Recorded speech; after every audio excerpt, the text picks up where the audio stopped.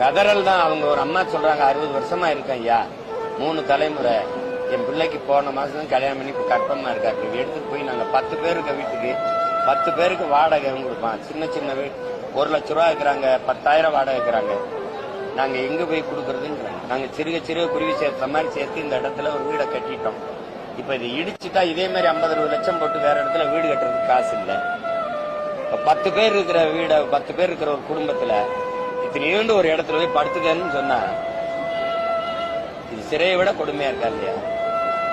அவங்க கதறலை எந்த மொழியில நான் மொழிபெயர்த்து உங்களுக்கு சொல்றது சொல்லுங்க? கண்ணீருக்கு ஏது மொழி? இது ஒன்னும் இந்த கொடுமையை ஒழிக்கணும். அது அவங்களுக்கு அதை பத்தி என்ன பிரச்சனை இருக்கு?